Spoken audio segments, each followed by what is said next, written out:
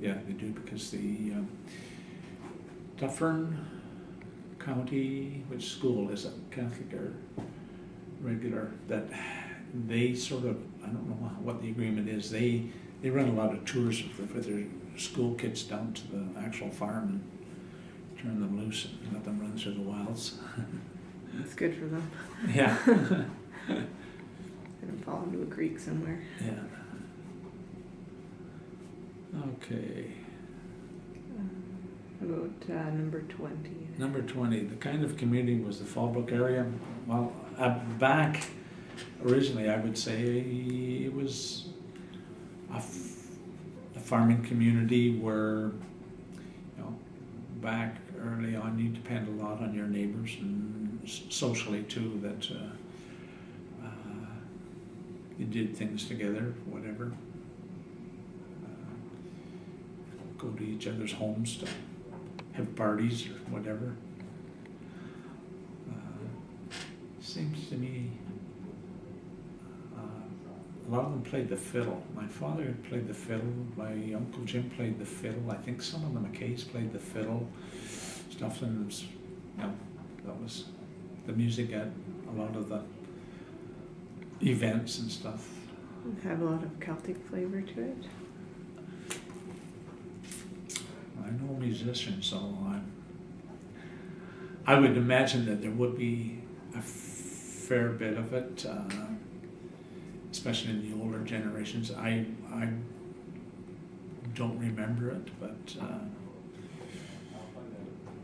I would think that there was. I believe my great-grandfather Donald McKay did speak Gaelic, so he probably would have a fair bit of Celtic to it. I can't answer that one with much knowledge on it, but I would guess that it would be.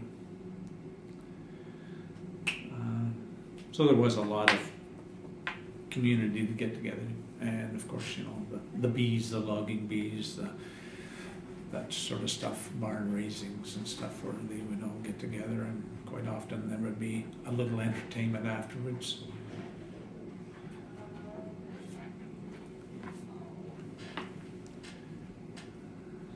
Tougher for kids now to experience this kind of community.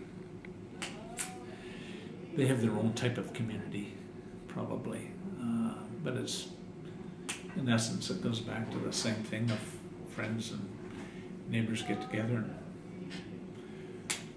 the music might not be Celtic, but I think that they did. But the days are different now, and the work environment and everything else is different, so I don't think that they'd probably get together and say, okay, we're gonna build a barn or a house or whatever, but they probably, you'd have to tell me what the younger generation do now, I don't know. I don't know, not necessarily part of like the cool group. Yeah. My grandkids get together and play hockey. But yeah, they're still fairly young, so what they'll do when they're, you know, teenagers and younger years, I don't know. These days you don't know what anybody will be doing. That's true. Little scary. I sometimes wonder about how the people back in those times withstood the pressure of, you know, if the crop fails, are we going to starve or not? That sort of thing. And one of the other things that I have been doing, trying to get a feeling of what it was like back then, is although it was great community, especially in the rebellious times of the 1830s, you know, with the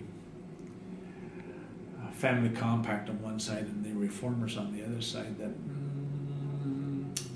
post civil disobedience and stuff like that. I don't know how they got along, because I know on my father's side, going back, some of them were reform and some of them family or that they married into were more on the government side, and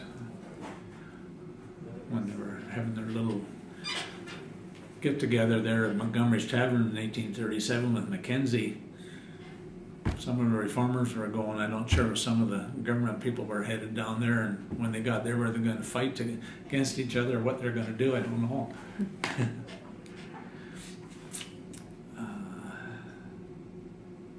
What do I like best about Fallbrook? I like the quiet country with the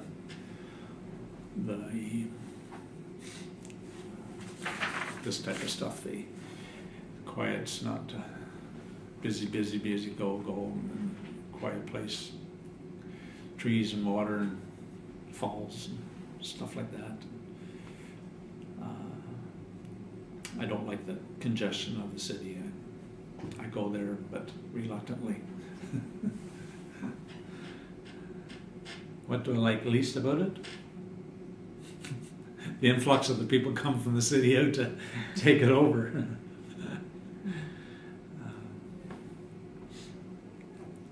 Yeah, other than that, I think it's a good place. I mean, it was hard to eke out a living on it, I'm sure, because of how productive the land would be, because lots of rocks up in that way, and some of them are trying to, where on the Kirkwood side where they came in the Cullen area, I don't know if you heard of the Battle of the Rockford Farm. That's the farm that they actually settled on, and they're trying to make it into a gravel pit because of all the limestone in it, and the company that bought it has been fighting for years, and I think maybe sometime this year there'll be a decision come from whatever ministry or group that sort of controlled them, the decision of whether they're going to allow them to, or how much they're going to allow them to take gravel out of it. But there's a lot of good material required for building cities is in that area, so who knows, maybe they'll turn into the whole thing into a big gravel pit. But that I wouldn't like to see. Toughest part of living in that area? Well, when you're going to school, I think it was uphill both ways. Coming to school, and I'm not sure in the actual McKay family. I think that there was a school probably a couple miles to the east of there. Now, how they would get there, probably, I would think, probably through the bush, and they'd have a trail through instead of following the road up to baseline and across and back down again. So I'm guessing that's where they would go. The next closest one I can think is the south of Balmafad, which would be a bit further. And so it'll be a long walk. So getting to school would be difficult. And going other things, like if you were to church, the church would be in Balmafad. There's been some indications that there might have been a church at one time at where that Providence Cemetery is.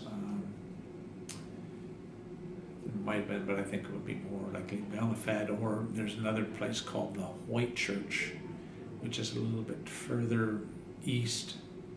It was built in 1834 or 37 back then. Anyways, the church still stands. And I think at first, sometime anyways, people were traveling a fair distance to get to that church. You know, whether the McKays and some of the people in the Fallbrook area went to that area, I'm most likely. The church in Balmafad, I think, is from a later date, probably the 1860s, 70s, 80s, in that area somewhere.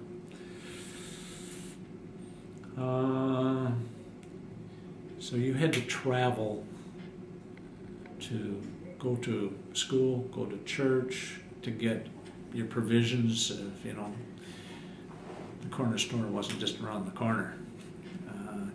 I don't know later on there was this store in Balmafad, and there probably was always something there that you could go get some of the stuff, but they might have to travel even further, Georgetown or even further south, Oakville, maybe to get harder to get things not normally carried maybe. And early on too, I'm not sure where they would go even to get their grain ground up. There was over in Norville, which isn't that far away. They might have been able to go there in the very early times, but yeah, probably to Norville, Georgetown area. So, and I guess the terrain would have made it difficult of, you know, up the hill to go this way and over and back down the hill to get somewhere. And of course, if you went to, say, Georgetown or someplace with a load of grain, it was maybe easy going down the hill, but you had to come back up, and that would be tough going. I'm not sure how they did it. And I know in some places in Erin Township there they had a toll road, and you had to pay a toll, and there would be sometimes the farmers would have a team of horses where you came to the bottom of the hill and they would go and hook on as well and pull the wagon load up the hill. Otherwise you might find that the horses couldn't pull the full load, so they'd take half of it off, go up, unload the half, come back down, reload the other half, and get up the hills that way. So that was a chore. And even just farming the land, if there was, you know, hills, it was either uphill or downhill. You're going, pulling the plow or whatever. Were there differences in the work that women did compared to the men? They all worked hard. I'd say the women had the woman type chores. Looking after a dozen kids and stuff like that. But they had, you know, quite often the women, I believe, would have some of the churning of the butter, maybe even doing some of the milking of the cows, churning the butter. And often it seemed that the women had like the chicken and the eggs. Some of them, I think that's how they got their little bit of spending money, when they could maybe take the eggs and butter to town and sell that and get some cash or barter it off or something. But yeah, and the women actually helped in the fields a fair bit too. I know my mother would tell me of, well, later on driving the tractor, but she would also be, you know, out maybe running the team of horses while they were loading the hay or the grain or whatever. She did a fair bit of that work as well out, because she just had one brother and one sister, and they were younger than her, so she was the bigger one, older one. She would do more of the out in the field type work, while her brother and sister, when they were younger anyways, would stay in the house, and her sister did a lot of the cooking, I think. So that's about the most of the differences I can think.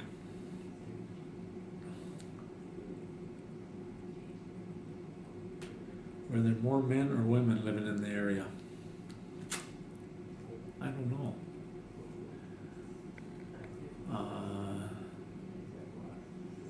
Women, the death rate in the women was probably higher because of, well, a lot of them died in childbirth and stuff like that. But then the men seemed to be able to kill themselves off as well, falling off wagons, or barn raisins were pretty risky. A few of them in here dying. One of my great aunt's husband, he was kicked by a cow, I think, or a horse, one of them, I forget which it was. So, yeah, you know, you'd hear of getting killed in the bush, tree falling on them, and stuff like that. So, I'd I'd say it's about equal. Fair enough. Life expectancy probably wasn't what it was today.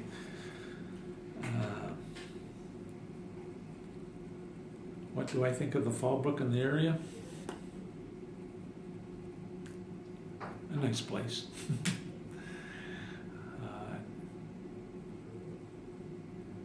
I don't know if I know anybody that lives actually right immediately around the Fallbrook farm. In fact, I know little even over in Belnafad. I know some of the names, and I have a few relatives that live over there. But most of my relatives are no longer with us. Everybody on my mother and my father's side of their generation is dead. Let me see. On my dad's side, one of his cousins, his wife is still living. And there's another lady that's living, so there's not many left. But I know there's probably the younger generation where they live, even I don't know. The farms that my father and grandfather and great-grandfather have all left out of the family and sold off, so they're no longer there.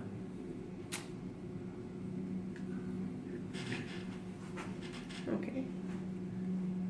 I think that's all from the questions that I have, basically, unless there's anything else that you'd like to add that I've missed or that you'd like to talk about in particular.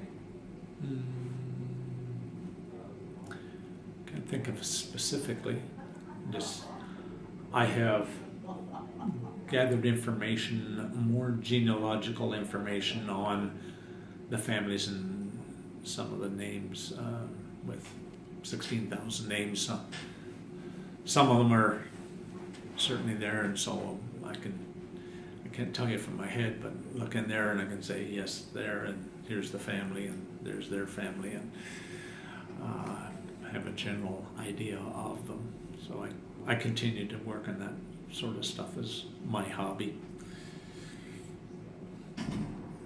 Funny stories? When I lived there, no. I remember going to the falls on the road. Funny stories.